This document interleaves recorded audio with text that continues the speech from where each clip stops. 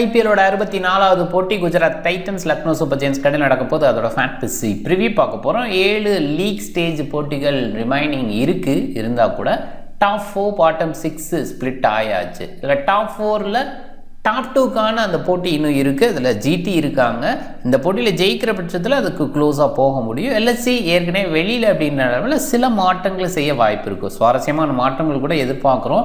Rishabh Pant captaincy விட்டு தூக்கினாலும் தூக்கலாம். அதே இடத்துல ரிஷப் பண்ட் இந்த போட்டியில் விளையாடாமல் கூட இருக்கலாம். எனிவே பேசலாம் அதை பற்றி. @MSC Cricket 11 அப்படின்னு சர்ச் பண்ணி டெலகிராமில் ஜாயின் பண்ணிக்கோங்க. ரியல் 11 சூப்பரான ஆப்பு, ஸ்மால் லீக்குக்கு பெஸ்ட்டாக இருக்குது. நிறைய வகையில் பெனிஃபிட் கொடுக்குற ஆப்பு. உங்களோட ப்ரெடிக்ஷன் பெஸ்ட்டாக இருக்குதுன்னு நீங்கள் ஃபீல் பண்ணுறீங்களா? அதில் குறிப்பாக பிச் பேஸில் எனக்கு பிளேயர்ஸ் யார் பர்ஃபார்ம் பண்ணுவாங்கன்னு தெரிஞ்சுக்கிறதுக்கு அப்படின்னா டெஃபினட்டாக நீங்கள் இங்கே பெட் பண்ணி விளையாடலாம். இங்கே எவ்ரி மினிட்டும் பெட் பண்ணக்கூடிய ஃபெசிலிட்டி இருக்குது. அது மூலமாக நிறைய ஏர்னிங்ஸை ஏற்படுத்திக்க முடியும். ரியல் 11 இன்ஸ்டால் பண்ணலைன்னா இன்ஸ்டால் பண்ணுங்கள். டிஸ்கிரிப்ஷனில் லிங்க் இருக்குது. கிளிக் பண்ணி இன்ஸ்டால் பண்ணி என்னோடய ரெஃபரல் கூட பயன்படுத்த மறக்காதீங்க. நரேந்திர மோடி ஸ்டேடியம் அகமதாபாத்தில் இந்த போட்டி மழைக்கான வாய்ப்பில் May 22 7:30 PM மேட்ச் ஸ்டார்ட் ஆகுது. இந்த பர்டிகுலர் கிரௌண்டை பொறுத்த வரைக்கும் பெல்டராக ரீசெண்டாக இருக்குது. செம்மையாக ஸ்கோர் பண்ண முடியும். குறிப்பாக ஓப்பனர்ஸ் என்ஜாய் பண்ணி விளையாடுறாங்க. அது ஸ்லோ நேச்சர் இருக்கிற ட்ராக் ஜென்ரலாக சொல்லலாம். ஆனால் ஓப்பனர்ஸ் டீசெண்டாக விளையாடுவாங்க. எண்டு பேஸில் கொஞ்சம் வேரியேஷன் கொடுக்குற பவுலர்ஸ் விக்கெட் எடுக்கலாம். அண்ட் 2021லேருந்து 30 போட்டிகள், அதில் 16 சேசிங் வின்னு, 13 பேட் ஃபர்ஸ்ட் வின்னு, 182 பேட் ஃபர்ஸ்ட்டுக்கான ஆவரேஜ். நிறைய ஸ்கோர்ஸ் இந்த வருஷம் நிறைய 200 அப்படிங்கிற ரேஞ்சில் தான் ஸ்கோர் வந்திருக்கு. அதனால் எதிர்பார்ப்பு ஹை எண்ட்லேயே வைக்கலாம். இன்றைக்கி போட்டியை பொறுத்த வரைக்கும் ட்ராக் ரெட் சாயிலாக இருக்கிறதுக்கு நம்ம வாய்ப்பு இருக்குது. எல்எஸ்டி லக்னோவில் நிறைய பிளாக் சாயில் விளையாண்டுருப்பாங்க. அந்த பேஸில் இன்றைக்கி ரெட் சாயில் கொடுத்து போகலான்னு யோசிப்பாங்க Ahmedabad Gujarat Titans. So anyway பார்க்கணும். அண்ட் 6 விக்கெட் பேட் ஃபர்ஸ்ட் பண்ணும்போதும் சேஸ் பண்ணும்போது 5 விக்கெட் ஆவரேஜாக விட்டுருக்காங்க. பஞ்சாப் கிங்ஸ் 243க்கு அதிகபட்ச ஸ்கோர் அப்படிங்கிற மாதிரி பண்ணியிருக்காங்க. ஜிடி 89க்கு டவுன் ஆகிருக்காங்க. 150க்கு ப்ளோவாக 4 டைம்ஸ், 152 169 இந்த ரேஞ்சில் 6 டைம்ஸ், 172 189 ரேஞ்சில் 6 டைம்ஸ் அண்ட் 190 ப்ளோவாக 13 டைம்ஸ் அப்படின்னு 2021லேருந்து இருக்குது.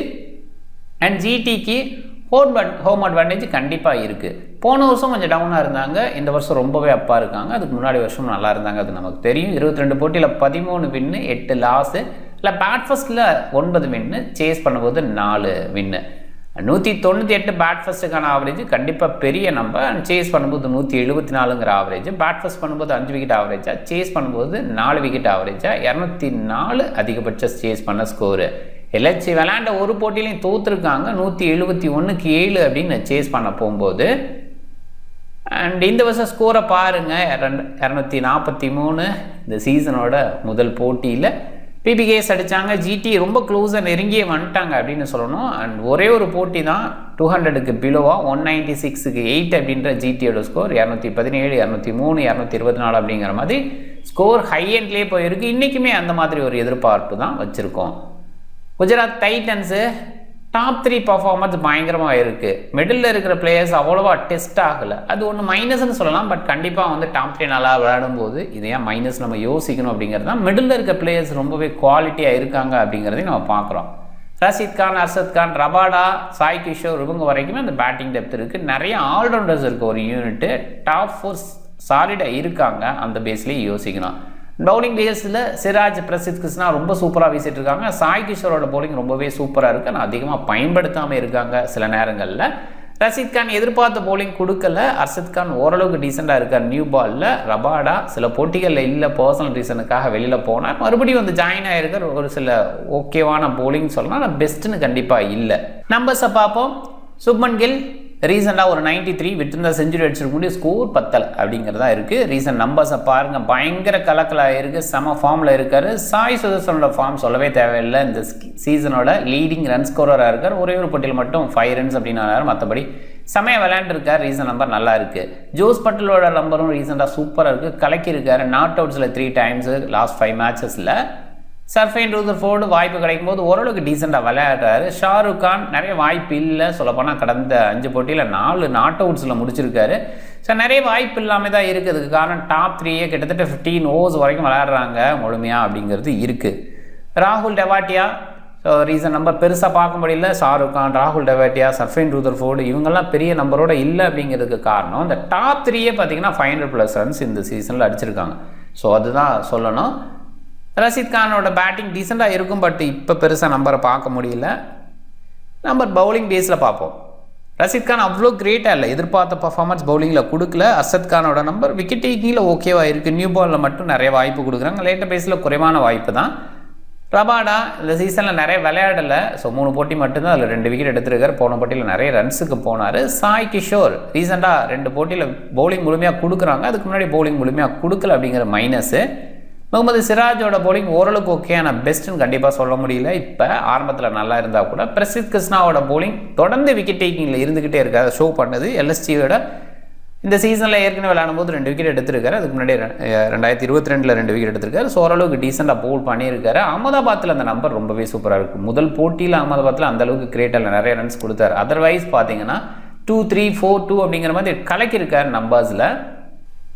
லக்னோ சூப்பர் ஜெயின்ஸு இந்த டீம் பொறுத்த வரைக்கும் ஓவர்சீஸ் பேட்டர்ஸை பெட்டராக நம்பி இருந்தாங்க, அதுக்கு தகுந்த மாதிரி உங்களோட பேட்டிங் டிஸ்பிளே நல்லா தான் இருந்தது. ஆனால் பவுலிங் பேஸில் இந்தியன் பவுலர்ஸ் இருந்தாங்க, இந்தியன் பவுலர்ஸ் பெட்டராக பண்ணுவாங்க ஜகீர் கானோட தலைமையில் அப்படின்னு யோசிக்கப்பட்ட இடத்துல அந்தளவுக்கு கிரேட் அவுட்புட் கொடுக்கல. டிக்வே ஸ்டார்த்தி நல்லா பண்ணார், அவர் கையெழுத்து போட்டுகிட்டே இருக்கார் ஃபைனில். ஸோ சைன் அப்படிங்கிற வகையில் இருந்தால் கூட நிறைய ஃபைன் கட்டிகிட்டு இருக்காரு. இந்த வருஷமே அவர் எடுத்ததே 30 லட்ச ரூபாய்க்கு தான், ஆனால் நிறைய ஃபைன் கட்டிகிட்டு இருக்காங்க. ஓனர்ஸ் அதை பார்த்துப்பாங்க நம்புகிறேன். ஸோ போன போட்டியில் அதனால் ஒரு பேன் அபிஷேக் சர்மாவுக்கு எகென்ஸ்டாக பண்ண வேலைனால ஸோ இந்த போட்டியில் விளையாட போகிறது இல்லை. அவருக்கு பதிலாக சபாஸ் அகமது விளையாடுறதுக்கான வாய்ப்பு இருக்குது. இல்லை மணிமாறன் சித்தார்த்துக்கு வாய்ப்பு கொடுப்பாங்களா பார்க்கணும். ஏன்னா லக்னோவை பொறுத்த வரைக்கும் ஏன் மணிமாறன் சித்தார்த்துக்கு தொடர்ந்து வாய்ப்பு கொடுக்குறதில்ல அப்படிங்கிற கேள்வியே வருது. ஏன்னா நல்ல போலிங் கொடுப்பார், செம்மையான ஃபீல்டராகவும் இருப்பார். ஸோ மிஸ் பண்ணியிருக்காங்க இந்த சீசனை பொறுத்தவரை. ஹேடன் மார்க்ராம், மிச் மார்ஸு, பூரன் இவங்க 3 பேருமே டாப் ஆர்டரில் சூப்பராக விளையாண்டுட்டு இருக்காங்க. ரிசர்வ் பண்ணிட்டு கேப்டன்சிலையும் சரி, அதே நேரத்தில் விக்கெட் கீப்பிங்லேயும் மிஸ் பண்ணுறாரு. ரன்ஸும் டோட்டலாகவே இல்லை. இந்த சீசன் அவருக்கான சீசன் கிடையாது, ஆஃப் சீசன் தான். பதோனி சூப்பராக விளையாண்டுருக்கார். இந்த டாப் 5ல் 4 பேட்டர்ஸ் நல்லா பண்ணியிருந்துமே இவங்களால ஜெயிக்க முடியலைங்கிறதுக்கு காரணம் விக்கெட் டேக்கிங் பவுலர்ஸ் விக்கெட் எடுக்கிறதில்ல. சர்துல் தாக்கூர் ஆரம்பத்தில் விக்கெட் எடுத்தாலும் அதுக்கப்புறம் அவ்வளோவா இல்லை. ஆகாஷ்தீப், ஆவேஸ் கான் நிறைய ரன்ஸுக்கு போகிறாங்க. ஸோ ரொம்ப மோசமாக பவுல் பண்ணிகிட்டு இருக்காங்க. எதிர்பார்த்த பவுலிங் அவங்கள்ட்ட இருந்து யோசித்தோம், பட் அந்தளவுக்கு கிரேட்டாக டிஸ்பிளே கொடுக்கல. பிஸ்னாயோட விக்கெட் டேக்கிங் ஸ்கில்லும் அவ்வளோவா இல்லை. அண்ட் வெல்வோரவருக்கு போன போட்டியில் ஜாயின் பண்ணாங்க. ஸோ எனிவே அடுத்தடுத்த போட்டிகளில் தான் பார்க்கணும். போன போட்டியில் கொஞ்சம் ரன்ஸ் கொடுத்தா கூட ஒரு விக்கெட் எடுத்தார். நம்பரை பார்ப்போம். ஹேடன் மார்க்ராம் ரீசெண்டாக 5 போட்டியில் 350 அடிச்சிருக்காரு, கொஞ்சம் பாசிட்டிவாக பார்க்கணும். மிச் மார்ஸும் நல்லா பண்ணியிருக்காரு. ஸோ ரீசன்ட் போட்டிகளில் ஒரு 2 போட்டி ஃபெயிலியர் அப்படின்னா கூட 3 போட்டியில் சக்ஸஸ்ஃபுல்லாக இருந்திருக்கு. ரிசர்வ் பண்ணிட்டோட நம்பரை பாருங்கள், டபுள் டிஜிட் தொடர்ந்து பெரிய விஷயமாக தான் இருக்குது. நிக்கோலஸ் பூரன் ஓரளவுக்கு டீசென்ட்னு சொல்லலாம், பட் ஆரம்பத்தில் 6 போட்டியில் 34 சிக்ஸ் அடிச்சிருந்தார். போன போட்டியில் தான் 35வது சிக்ஸ் அடித்தார். ஸோ அப்போ எவ்வளோ பிரேக் நடுவில் இருந்திருக்கு அப்படின்னு புரிஞ்சுக்க முடியுது. 6 ஹிட்டிங் மேன். ஸோ நடுவில் கொஞ்சம் ஃபார்மில் டவுன் ஆகிட்டார், கொஞ்சம் ஸ்கோர் பண்ண முடியல. பட் கண்டிப்பாக அது அந்த டீமுக்குமே பெரிய பின்னடைவு அப்படின்னு சொல்லலாம். நிக்கோலஸ் பூரன் மாதிரி ஆட்கள் ஒரு 10 பால் பிடிச்சாவே கேமை சேஞ்ச் பண்ணிட முடியும். ஸோ அது ரீசன்ட் மேட்சஸில் இல்லாமல் இருந்தது. போன போட்டியில் கொஞ்சம் எண்டில் ஃபினிஷ் பண்ணார். எனிவே பார்க்கலாம். நம்பர் 3 வரதுக்கு வாய்ப்பு அதிகம். ஏன்னா ரிசர்வ் பண்ணி போன போட்டியில் ப்ரொமோட் பண்ணிக்கிட்டாரு. Ayush Badoni decent hitting ability, recent form பாருங்கள் நல்லா இருக்குது, கண்டிப்பாக நல்லா இருக்குது. ஜிடிக்கு எகெயின்ஸ்டாக ஓரளவுக்கு அந்த 20s ரேஞ்சில் இருந்திருக்காரு. அப்துல் சமாத் கொஞ்சம் லேட்டாக வரதுனால பெருசாக யோசிக்க முடியாது, பட் கண்டிப்பாக ஹிட்டிங் எபிலிட்டி பயங்கரமாக இருக்குது, அதில் டவுட்டே கிடையாது. சர்துல் தாக்கூர் இந்த இடத்துல இருப்பார். மோஸ்ட்லி இம்பாக்ட்ஸ் அப் மாதிரி போன போட்டியில் மாதிரி யோசிக்கிறாங்களா அதை பார்க்கணும். சபாஸ் அகமது ரீசெண்டாக நிறையா விளையாடலை. ஸோ இந்த சீசன்லேயே ஒரே ஒரு போட்டி தான் வாய்ப்பு கிடச்சிது. இன்னுமே பெட்டராக பயன்படுத்திருக்கலாம். அந்தளவுக்கு நல்ல பேட்டிங் எபிலிட்டி இருக்குது. மேலே கூட அனுப்ப முடியும், ஒரு லெஃப்ட் ஹேண்ட் பேட்டர் தேவை மேலே அப்படிங்கிற அந்த ஆங்கிளில் கூட அவர் அனுப்ப முடியும். அந்த குவாலிட்டி அவர்கிட்ட இருக்குது. பவுலிங்கில் ஹேடன் மார்க்ராம் சில ஓவர் வீசுறாரு, சில நேரங்களில் விக்கெட்ஸ் நிறைய விழுது, சில நேரங்களில் விக்கெட் விழுறதில்லை. அண்ட் சபாஸ் அகமதோட பவுலிங் இந்த சீசனில் ஒரே ஒரு போட்டி மட்டும்தான். கண்டிப்பாக குவாலிட்டி இருக்கிற பவுலர் தான். ரவி பிஸ்னாயோட பவுலிங் கொஞ்சம் ரன்ஸுக்கு போகிற ஒரு விஷயம் தான் இருக்குது. 4 ஓவரில் 41, ஒரே ஓவரில் 26, 3 ஓவரில் 36. ஸோ இதுதான் நம்ம பார்க்குறோம். இந்த சீசனில் அவருக்கு அந்தளவுக்கு கிரேட் அவுட்புட் கிடைக்கல. ஆகாஷ்தீப் அவருமே நிறைய ரன்ஸுக்கு போகிறார். இந்த சீசனில் ரொம்பவே எதிர்பார்த்த ஒரு பவுலர் இந்த டீமில் அப்படின்னு பார்க்கும்போது ஆகாஷ்தீப் தான். ஆரம்பத்தில் இன்ஜுரி ஆனார், அது இல்லைன்னு சொல்லலை. அதுக்கப்புறம் வந்ததுக்கப்புறம் பெரிய பர்ஃபார்மன்ஸ் அவர்கிட்ட வரும் அப்படின்னு எதிர்பார்க்கப்பட்ட இடத்துல டோட்டலாகவே டவுன் ஆனார். ஏன்னா டெஸ்ட் கிரிக்கெட்டில் அந்தளவுக்கு எதிர்பார்ப்பு கிரியேட் பண்ணுற பவுலிங் கொடுத்தாரு அப்படிங்கிறனால இங்கேயுமே ஒரு எதிர்பார்ப்பு இருந்தது. ஸோ ஆனால் டோட்டலாகவே காலி ஆகிடுச்சு இந்த சீசனை பொறுத்த வரைக்கும். பாசிபிளாக இன்றைக்கி வச்சு தொடருவாங்களா இல்லை ஆகாஷ் சிங் இருக்கார். ஆகாஷ் சிங் இந்த சீரீஸில் ஒரு போட்டி வாய்ப்பு கிடச்சி நல்ல பவுலிங் கொடுத்தாரு. ஸ்டில் அவரை தொடர்ந்து வாய்ப்பு கொடுத்து பயன்படுத்தலை அப்படிங்கிறது பெரிய மைனஸ். ஆவேஸ் கான் நிறைய ரன்ஸுக்கு போகிறாரு. ஒரு போட்டியில் 4 ஓவருக்கு 57, 4 ஓவருக்கு 42, ஸோ இந்த மாதிரி தான் போகிறாரு. எதிர்பார்த்த அளவுக்கு விக்கெட் டேக்கிங்கில் இல்லை. ஒரு போட்டி நல்லா பண்ணியிருக்காரு. 4 ஓவர் 37க்கு 3, 4 ஓவர் 42 கொடுத்தாலும் 2 விக்கெட் எடுத்திருக்காரு.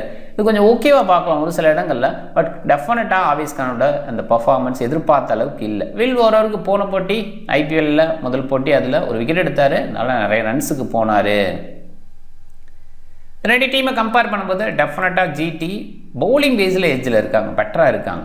அண்ட் பிரசித் கிருஷ்ணா சூப்பராக பண்ணிகிட்டு இருக்காரு. சாய் கிஷோர் அண்ட் சிராஜ் ஓரளவுக்கு ஓகே அப்படின்ற மாதிரி இருக்குது. ரபாடா, அர்ஷத் கான், ரஷீத் இவங்கெல்லாம் எக்ஸ்பீரியன்ஸ் ஐபிஎல்ல. அப்படி கொஞ்சம் யோசிக்கலாம். ஆனால் ரஷீதோட ஃபார்ம் எதிர்பார்த்த அளவுக்கு இல்லை அப்படின்னா கூட ஓரளவுக்கு ஓகே. ரபாடாவும் எதிர்பார்த்த அளவுக்கு இல்லை அப்படின்னாலும் அந்த டேயில் பெட்டர் பர்ஃபார்மன்ஸ் கொடுக்க முடியும். அர்ஷத் கானோட நியூ பால் நல்லா இருக்குது. அண்ட் இந்த சைடுன்னு சொல்லும்போது ஓரளவுக்கு டீசன்ட் பவுலர்ஸ், நேம் நல்லா இருக்குது. பட் ஸ்டில் விக்கெட் டேக்கிங் லெவலில் கன்சிஸ்டண்ட்டாக இருக்கிற மாதிரி இந்த பவுலர்ஸ் இல்லை அப்படிங்கிறது மைனஸ். அண்ட் டாப் 3, 4 அப்படிங்கிற மாதிரி யோசிக்கும் போது எல்எஸ்சி சைடு ஈக்குவலாக இருக்காங்க. கண்டிப்பாக அதில் எந்த டவுட்டுமே கிடையாது, ஈக்குவலாக இருக்காங்க. அதில் ஜிடியில் கொடுத்த கன்சிஸ்டன்ட் வந்து எல்எஸ்சியில் இருக்கிற அந்த கன்சிஸ்டன்ட் இல்லை அப்படின்னு சொல்லணும். அது கொஞ்சம் மைனஸ். அண்ட் ஓவராலாக ஜிடி ஜெயிக்கிறதுக்கான வாய்ப்பு அதிகமாக இருக்குது. அண்ட் பவுலிங் ஆப்ஷனில் ரஷீத் கான், சிராஜ் அண்ட் பிரசித் கிருஷ்ணா முழு கோட்டா வீசுறதுக்கு வாய்ப்பு இருக்குது. சிராஜ், பிரசித் கிருஷ்ணா ஸ்லாகில் வீச வாய்ப்பு. இந்த சைடு ரவி பிஸ்னா, ஆவேஸ் கான் வில் ஓவருக்கு உண்மையாக வீசுவாங்க. அதில் வில் ஓவருக்கு ஆவேஸ் கான் எண்ட் ஓவரில் வீசுறதுக்கான வாய்ப்பு. சில நேரங்களில் ஆகாஷ்தீப் சைடு போகலாம். பட் என்ன பண்ணுவாங்கன்னு அந்த டைமில் பார்த்துப்போம். ஜிடி தான் அப்பர் ஹேண்டாக இருக்காங்க ஓவரால் வின்னிங்கில் 4-2 அப்படின்ற மாதிரி எல்எஸ்டிக்கு எகென்ஸ்டாக.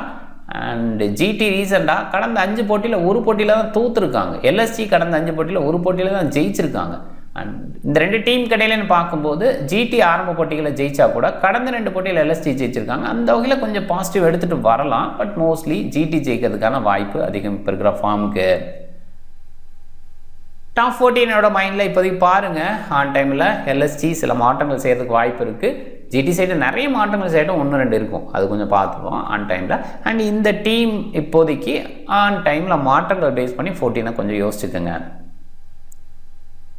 பண்ணிட்டு இன்னுமே ஒரு நம்பிக்கை இருக்குது, ஏதாவது ஒரு போட்டியில் ஏதாவது பண்ணிடுவாரா அப்படிங்கிற மாதிரி ஒரு சில டீம்ஸில் ட்ரை பண்ணுங்கள். சபாஸ் அகமது பாசிபிளாக கொஞ்சம் மேலே ப்ரொமோட் பண்ணலாம், அந்த பேஸில் யோசிக்கணும். அர்ஷத் கான் நியூ பாலில் பெட்டர் அவுட்புட் கொடுக்கலாம். ஒருவேளை ரெட் சாயில் கொடுத்தா நியூ பாலில் ஏதாவது எஃபெக்டிவாக இருக்க வாய்ப்பு. வில் ஓவருக்கு ரெட் சாயிலாக இருந்தால் கண்டிப்பாக பெட்டர் எஃபெக்டிவாக அவுட்புட் கொடுக்கலாம். ட்ரை பண்ணி பாருங்கள். Aiden Markram, Shubman Gill, Sai Sudharsan, Mitch Marsh, Jos Buttler, Nicholas Pooran இவங்கள தான் நிறைய பேர் கேப்டன்ஸாக ட்ரை பண்ணியிருக்காங்க. அதில் டாப் 3ல் இவங்க இருக்கிறாங்க, அடுத்த லெவலில் இவங்க இருக்கிறாங்க. அப்படி தான் யோசிச்சாகணும். ஏன்னா இவங்க தான் ரிஸ்க் சாய்ஸ், இவங்க வந்து சேஃப் சாய்ஸ் அப்படின்னு யோசிக்கவே முடியாது. இன்றைக்கி டேல யாருக்கு அமைதோ அப்படிங்கிற மாதிரி தான் யோசிக்க முடியும். ஏன்னா இந்த 6 மெம்பர்ஸும் செம்ம ஃபார்மில் இருக்காங்க. அதில் சில விஷயங்களை கொஞ்சம் கன்சிடர் பண்ணுங்கள். ஒன்று வந்து பிளாக் சாயிலா ரெட் சாயிலா அப்படிங்கிறத பேஸ் பண்ணி யோசிக்க வேண்டிய விஷயம். ரெட் சாயிலாக இருக்கிறதுக்கு வாய்ப்பு அதிகம். அந்த மாதிரி இடத்துல Sai Sudharsan, Jos Buttler, Nicholas Pooran இவங்க 3 பேருமே பெஸ்ட் சாய்ஸு. பிளாக் சாயிலாக இருக்கிற பட்சத்தில் மிச் மார்ஸு, கில்லு, மார்க்ராம் இவங்க 3 பேரும் best choice. Wicket keeper Nicholas Pooran, Jos Buttler நல்ல சாய்ஸு. ரிஷப் பண்ட் கொஞ்சம் யோசிக்கிற மாதிரி இருக்குது. கண்டிப்பாக வந்துட்டு ரிஷப் பண்ட் அவ்வளோ கிரேட்டாக இந்த சீசன் பண்ணலை. ஸோ அதனால் கொஞ்சம் யோசிக்கணும். ஒரு சில டீம்ஸில் வேணால் ட்ரை பண்ணி பாருங்கள். பேட்டிங்கில் சாய் சுதர்சன், சுப்மன் கில், மிச் மார்ஸு, ஆயுஷ் பத்தோனி நல்ல சாய்ஸு. சர்ஃபன் ரூதர்ஃபோர்டு ஒரு சில டீம்ஸில் யோசிச்சு பார்க்கலாம். ஏடன் மார்க்ராம் நல்ல சாய்ஸு. ஆல்ரவுண்டர் சைடில் மற்ற யாரையும் யோசிக்க முடியல. அர்ஷத் கான் கொஞ்சம் டீசன்ட் சாய்ஸ்ன்னு யோசிக்கலாம். சபாஸ் அகமது ஒரு சில டீம்ஸில் ட்ரை பண்ணுங்கள். பவுலிங்கில் பிரசித் கிருஷ்ணா, சிராஜ், ரஷீத் கான், சாய் கிஷோர் கூட ஒரு சில டீமில் ட்ரை பண்ணுங்கள். பட் சாய் கிஷோரை எந்த அளவுக்கு ஓவர் பேஸில் பயன்படுத்துவாங்கங்கிறது கேள்வியாக இருக்குது.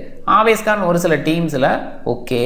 அண்டு வில்லியம் ஓவருக்கு ட்ரை பண்ணலாம்.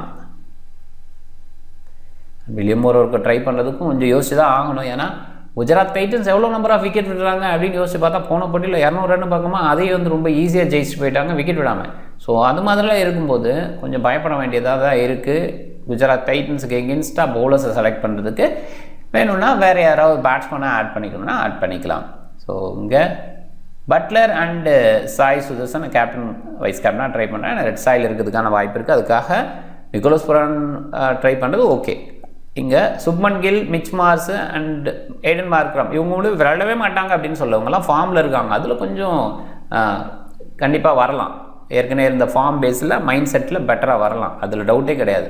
பட் இவங்க கொஞ்சம் பிளாக் சாயிலில் பெட்டராக விளையாடக்கூடிய பிளேயர்ஸ், ரெட் சாயிலில் கொஞ்சம் டவுனாக இருக்கிற பிளேயர்ஸ். அதனால தான் கொஞ்சம் யோசிச்சு கேப்டனாக இவங்களை பிக் பண்ணணும்னா பிக் பண்ணிக்கோங்க. ஸோ அதர்வைஸ் அன்றைக்கி டே அவங்களுக்கு பெட்டராக இருந்தால் நல்லாவும் அமையலாம். அதில் வந்து இங்கே டவுட்டே கிடையாது. நல்ல ஃபார்மில் இருக்கிறதுனால இப்போதைக்கு ரெட் சாயில் பேஸில் யோசிக்கும் போது சாய், ஜோஸ் அண்டு பூரணா கேப்டனாக ட்ரை பண்ணலாம். டீம் பாருங்கள். நீங்கள் டிஃப்ரெண்ட் டீமை ட்ரை பண்ணுங்கள். இந்த வீடியோ பிடிச்சிருந்தா லைக் பண்ணுங்கள், உங்கள் ஃப்ரெண்ட்ஸுங்களுக்கு ஷேர் பண்ணுங்கள், சேனலை சப்ஸ்கிரைப் பண்ண மறக்காதீங்க. மிக்க நன்றி.